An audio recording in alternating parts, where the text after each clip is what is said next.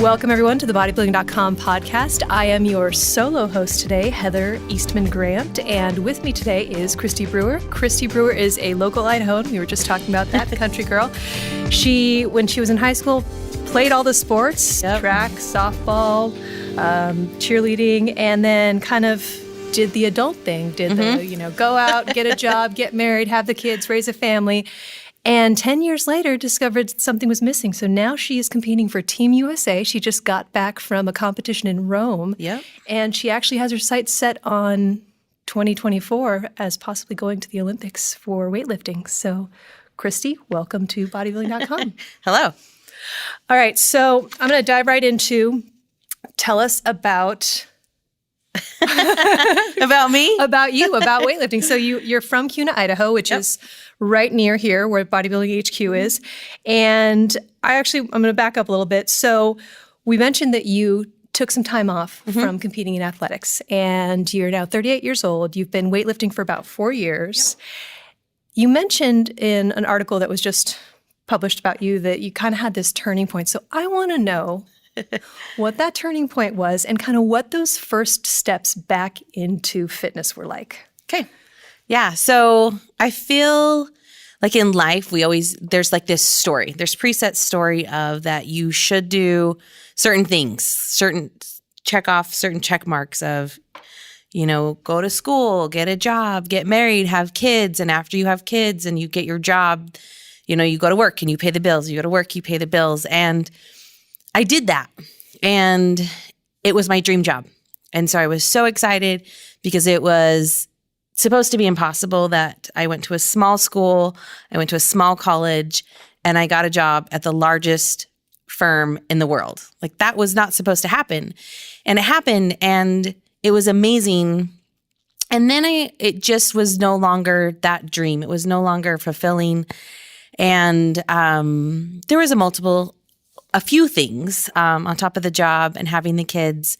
I gave everything to my job and to my kids and kind of lost who I was. And I realized I really wanted something for myself. As selfish as that was, I just really wanted something for myself. And so actually, of all things, I found CrossFit through a Google search, because I had zero time. As one does, yes. As a mom and working crazy hours. And so I Googled home workouts that don't take a lot of time. And I found CrossFit. I did CrossFit in my gym or just at my house. And then I went to a local gym. I wanted to, once you start, and I have like this personality where I want to always see, like, what's the next level? How far can I push myself? And joined a gym. And after doing CrossFit, competing in CrossFit, I found a weightlifting coach. And the coach said, "You are built for weightlifting. You're short, you're stocky. You're like this short, tough kid." And so that was my introduction to weightlifting. Right. And I was definitely older. I was 35. I was already a master's athlete. And so everyone's like, "You're too old." Yeah.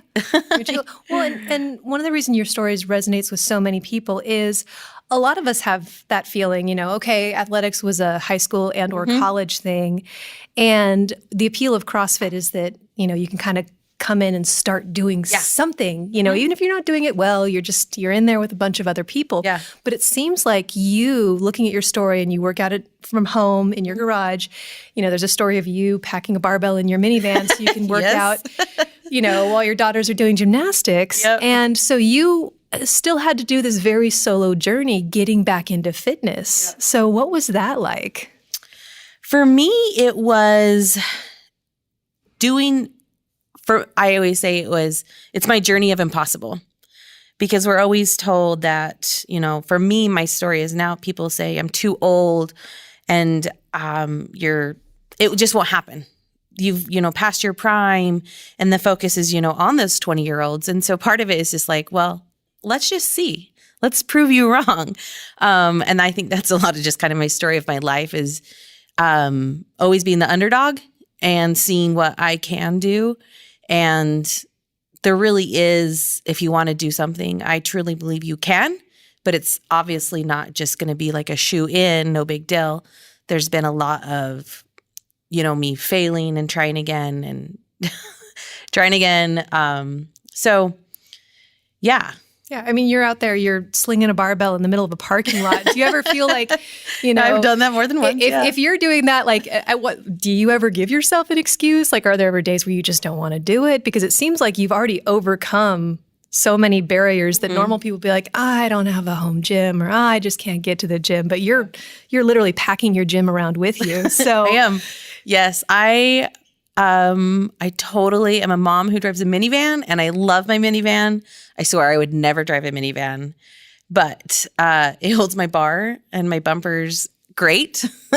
I've trained in parking lots, in between my daughter's soccer tournaments. I've trained on vacation in parking lots.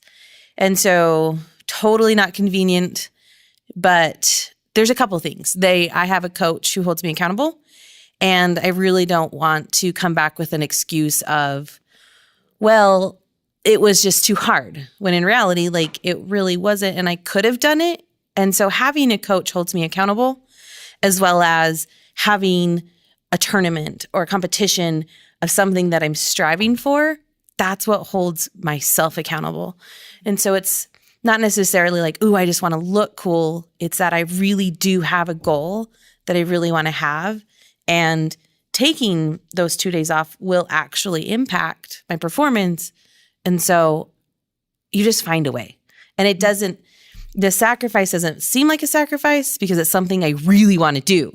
Right. I feel like my kids, we both sacrifice. Like, they have to sacrifice coming to the gym with me, but yet I sacrifice training in awkward locations so that they can also pursue their goals in their sports or curricular activities. Yeah, it's you made it a lifestyle. It's only as hard as you make it. Yeah. If you just make it a thing. And it's just, honestly, it's just, I don't question it. It's just kind of what we do. So my family knows when we travel, we travel where I can find a gym. Mm-hmm. So the first destination is, okay, is there a gym that I can train? Okay, we can go there. Beautiful. So you mentioned that you found this coach that said you're built for weightlifting. Mm-hmm. And being built for a sport is really kind of only half the puzzle in my mind. Right. You also have to love the sport. Mm-hmm. And you were an accountant or CPA. Yep. And you talk about how the meticulousness of weightlifting is what really appealed to you because it kind of fits into that that number crunching personality. So, you'd already tried a couple different things. You tried marathon running, you tried CrossFit. Yep. And tell me, like, what about weightlifting really just kind of clicked in place for you, other than someone saying, hey, you'll probably be good at this? Because they could have just as easily said, hey, you'll probably be good at, underwater basket weaving. And right. This sport is 2 lifts, snatch and clean and jerk. And we train the same lifts every day. And so people often are like, isn't that super boring? You're literally snatching every day. And for me, that's the part I like, is because it is so meticulous. And any little minute change, like my coach, we were literally moving my grip out on the bar by 1 finger, and it totally changed my lift. We moved my hips down like inch by inch, and it's crazy because that engages different muscles, and I was pulling different. And so for me, it was just like, it's a puzzle of very minute changes, as well as I like that I am a direct benefit of the work. And so I can see what I'm putting in and the results. It's not so dependent on someone else's efforts or schedule. It's up to me to put in, and I get that the result is dependent on me. Right. And that ties back into, training at all costs. Yes. So you mentioned a couple times that, your age has been pointed out to you. Oh, yes. A couple of different times. Everyone, that's like the first thing that everyone points out. And we talk a lot about how age can be a detriment. Oh, too old, you shouldn't train this hard. It's bad for your, bad for your joints, bad for your muscles. In your opinion, is there anything that your age brings to the table that is an advantage that you have over someone who's, say, 19 or 20? Mm-hmm. I often will say, not often, or I have brought it up where, I wish I'd known about this when I was 18. Because when I was 16. And in high school, I was already squatting over double body weight. I was literally out squatting the boys who were my same weight. But I had no idea that you could compete in weightlifting or powerlifting or any strength sport for that matter. And someone once told me that if you did find it at 18, that you may not be where you are today because you had a different mentality or a different experiences. And being a mom of kids and one of special needs, my life is in such a different spot where I don't take it for granted. Like, I know at any given moment, all of this could change.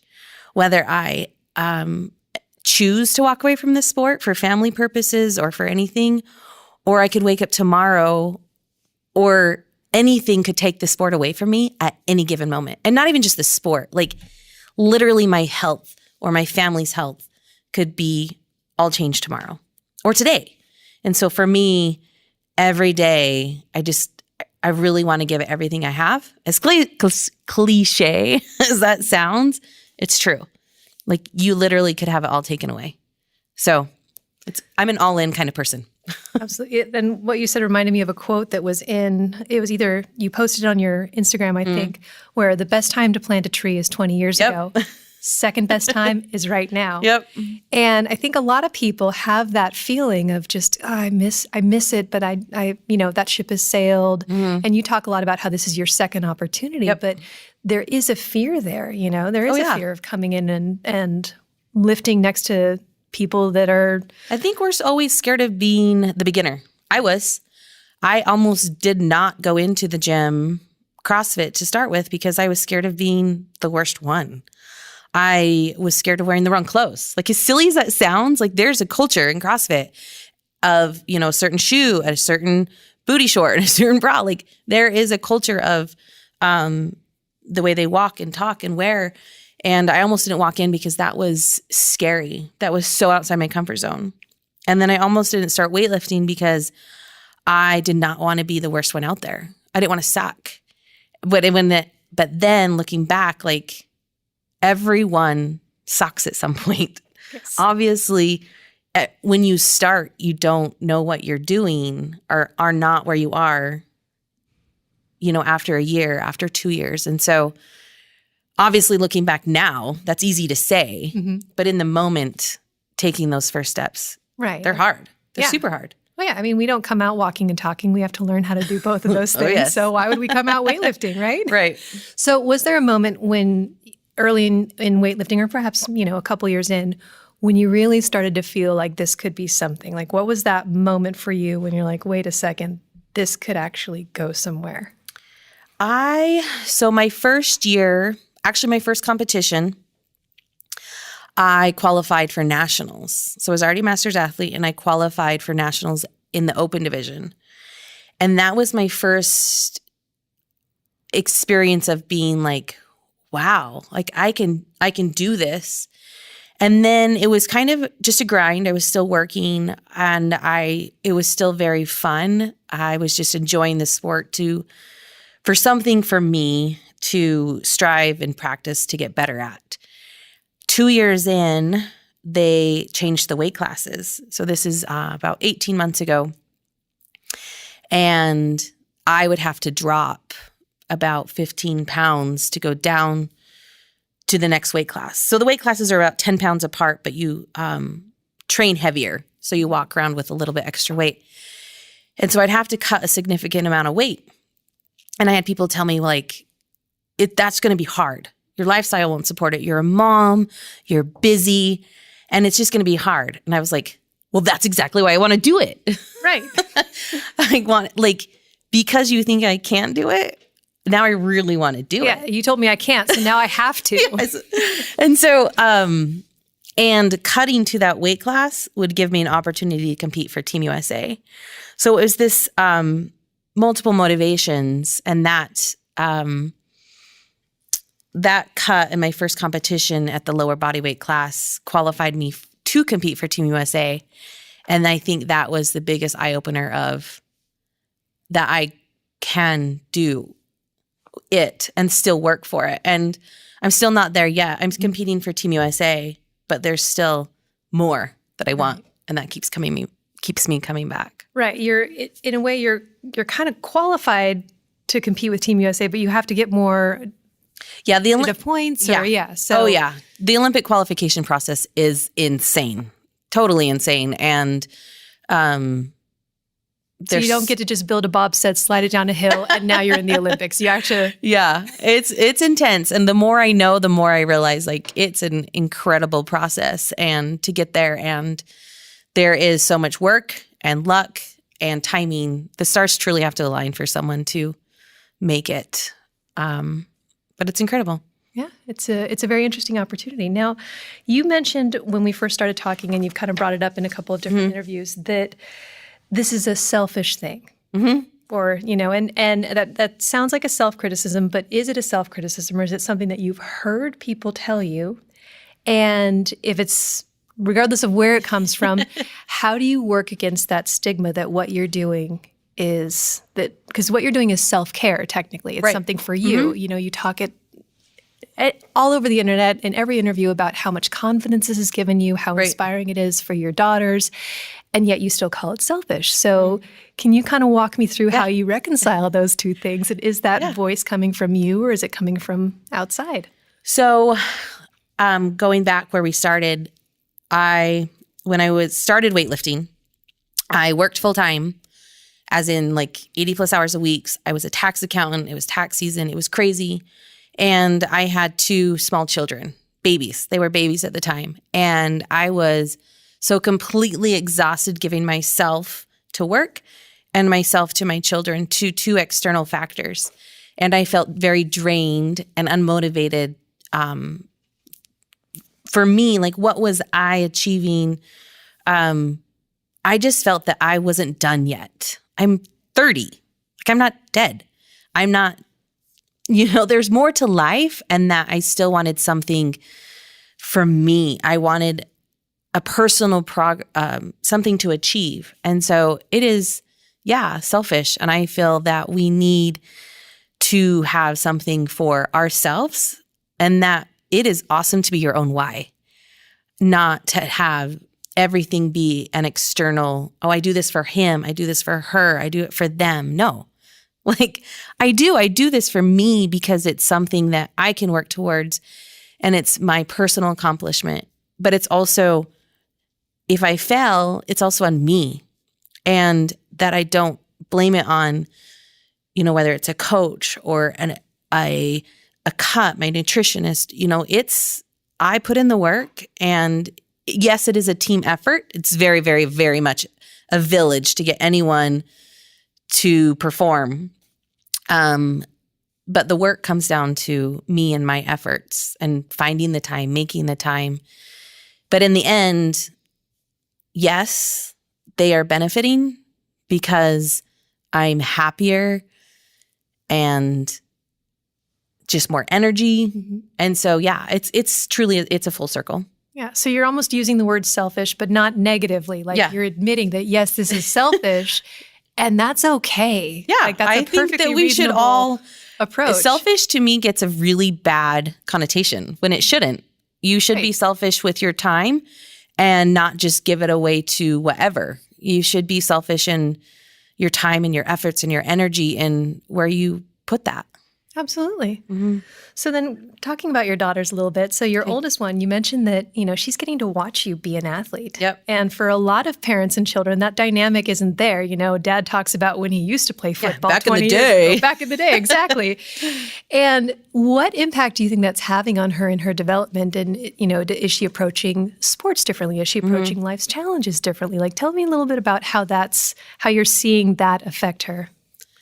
Honestly, I think it's one of the best parts of this whole experience, because it's not, when I was a kid. It's literally like, I am doing this now. She has seen me fail. She's seen me cry. She's seen me be super frustrated. And she's also seen me be super excited. And so she sees full circle what it's like to all the emotions, all the whole package of putting in the work and a lot of work. And during the summer, they're with me all the time. And so they go to the gym with me and they're involved. And she gets to see firsthand the process of being a person, and that it's not just celebration. It's not just the trophies. It's not just the medals. And that I don't always get a medal, and that I keep showing up, and then I keep wanting going back. And so she gets to see that firsthand. Right. She actually gets to see you do the work, and then kind of that's part it's not of her just a story. experience. Yeah. It's not just looking at photo books. Right. And so I think that it's really cool, and she can relate, and we can have real conversations that mom still struggles. Mom's still really excited. Mom still thinks she's a kid. Yeah, mom's not just this automaton that kind of, feeds her, clothes her, and that kind of thing. Mom is involved in mom's own life. And we both sacrifice. So there's, when we travel for her competitions, that I'm there supporting her, and they travel for my competitions and they support me. And so we have this really unique relationship of being both still athletes. Mm-hmm. That kind of give and take. And you can share being athletes together at the same time. Yeah. So I go to, for her practices, and, she comes to mine, and it's a lot of give and take. Very cool. And then your younger daughter has autism. Mm-hmm. And for anyone who's never dealt with autism, it's very much something where tasks that a lot of people would take for granted have to be kind of broken down a little bit more. It's a different way of approaching life and a different way of thinking, and it requires tremendous patience. And do you feel that having that experience of working with your daughter and learning from her, do you feel that there's any carryover into what you're doing now? Or, how does that kind of relate to where you're at in your journey? I always say she is my biggest inspiration. And it is true, because she literally has to fight for everything. The things that we take for granted every day, of walking and talking and getting dressed and eating, like that's something we don't think about. But yet she has to put so much effort into learning those, and just for basic human needs. And so she proves to me every day that we can do hard things. Granted, she doesn't always do it with a smiling attitude. Like, she fights and it's work. It's so much work. And she's taught me incredible patience, and I'm still learning to be patient. Mm-hmm. But so, for example, when we were learning how to get dressed, we had to break it down. And so when you get up in the morning, you just put on a shirt, and it's right side in, it's facing forward, and you just go. Like, there's no big deal. You don't think about it. But when we were teaching her how to get dressed, we call it backwards chaining. Mm-hmm. And I literally had to write down like 50 steps of how to put on a shirt. And so the first thing that we did, one of the first steps for her to master was literally, I would put the shirt on the floor and face it faceward down, and she would just have to pick it up and put it to her head. Like, that was the first step. And then from there, she was able to pull it over and then check the tag. And so it was breaking down something that seemed so hard and so impossible into a step that was possible. And that's how, honestly, she attacks most of her goals. And that's how we attack any of our goals. And that's just really how life is most things seem so impossible and is so audacious because they are, and we're not there, and just breaking it down into something simple that we can do that seems possible. Right. And just knowing that any goal can be broken down into those steps if you're willing to actually take the time. Because I think that's time and patience. Yeah, because it's so long. I mean, it took months mm-hmm. for us to teach her how to put on a shirt. And now she puts on 10 shirts a day. Yeah. So have you encountered goals, or not goals, but have you encountered obstacles, whether it's weightlifting or in life, mm-hmm. that life lesson like really hits home, where it's like, okay, how can I break this down? Like, what's the first step? Is that where that kind of comes in for you? And does that relate to where you're at right now? Because you're looking at a 4-year journey if you do want to compete in the Olympics. Like, how do you approach the next 4 years? That's a long time. Oh, yeah. That's a really long time. And so much can happen in 4 years. 4 years is a very, very long time. So for me, in weightlifting, the snatch is the most difficult and the one that I struggle with the most. And I talk with my coach a lot about how can we, what can I fix? And I want like this magic answer. But obviously there's not. A lot of it is just time and hours and thousands of reps. And so we have break it down. Like, where am I falling? Where is it falling apart for me, basically? And okay, what's one thing that I can focus on? So when I train, there's one specific goal that I'm trying to master before I try to do 10 things. Because when I do focus on 10 things at once, nothing gets done and I leave training super frustrated versus literally right now, my biggest focus is keeping my heels on the ground through the pull, which sounds super simple, but it's something that I struggle with. And so it's just trying to focus on one thing versus 9 million. All the things, yeah. Because there's always a zillion things that we need to fix or want to work on. Yeah. And it's a adult thing. It's a parent thing. Yep. It's a woman thing of just wanting to focus on all the different things. Yeah, I think it's human nature. We want to be there now.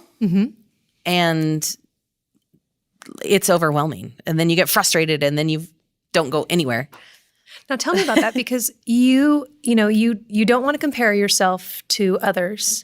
And you have we talked about you can compare yourself to people who are younger than you, but you can also compare yourself to people who've been in the sport for 15, 20 years. Right. And where's the danger for you in those comparisons, and how do you kind of keep yourself focused on you and your journey? I find myself getting distracted. Like, it happens, especially when I was in Rome and I was the oldest, and I was talking to a couple athletes that were 19 and 20. And I was like, wow, twice your age. Like, this is crazy. So it's twofold. Part of it's like, oh, if only I'd started when I was 20. And the other part of like, dang, this is rad. I'm competing at the same place you are, and I'm twice your age. So part of it's also just like this mindset of this is super cool and not being demotivated of where you're at. Because if you think about it, you might have been training longer than them. Right. If they're 19 years old, Yeah. So my training age is actually very young. So in reality, I'm almost 40, but I'm only 4. Right. So I'm just a baby. Yeah. That's what I tell myself. Novice. I tell myself I'm a baby. Exactly. So, and then speaking of Rome, I watched your kind of walk-up video where, you're walking up, you're getting prepped. And I'm always fascinated by, in every athlete, regardless of the sport, you have that kind of prep. And a lot of us do that bouncy thing. And, I ran track. I had like a series of moves I would go through. Tell me a little bit about kind of what your mental and physical prep is right before, either in the hours, minutes, seconds leading up to stepping on that platform. So for me, there's one word I always just tell myself, and it's yes. There's so many cues and coaches and crowd and music, and there's so much flooding coming into your brain, as well as doubt. Thoughts come in all the time, and my biggest thing is to not entertain those thoughts, the negative thoughts. And so if I can just focus on one word and I just keep telling myself, yes, yes, yes. It's just a positive affirmation that you got this. And I just really focus on the word yes. As simple as that sounds, it works for me. No, you're better off not thinking. And right. I know that sounds weird, but we just need to shut off our brain, because our brain, there's so many thoughts that flood in, and not entertaining those negative thoughts. Yeah, you'll do more harm than good if you try to think about what you're doing and versus process just like falling back. Because in the moment, you don't have the time to process through those thoughts. Yeah. And so to reflect on that, you've done the work, and to just really trust yourself and be positive. Just keep saying yes. Yeah, I do. I say a lot of yes. All right. Well, Kristi, thank you so much for coming and chatting with us today. Where can people find you if they want to follow you and follow your journey over the next few months, few years? And Yeah. So I'm on Instagram as K_mighty, and that's the best place to follow me. My journey as a weightlifter, as well as a mom. There's a lot of my kids. My kids are definitely more entertaining than I am. And so I don't know about that, but people love to watch me. Just life. I truly believe that it's Instagram's a highlight reel, and that is very curated. And so I like to share like the crazy. Yesterday, my daughter got into my protein powders and dumped water in all of them. fun. Oh yeah, Yeah. that's my life. All right. So- Well, we will be sure to follow your adventures and Yeah. check in with you and see how you're doing. Okay, thank you.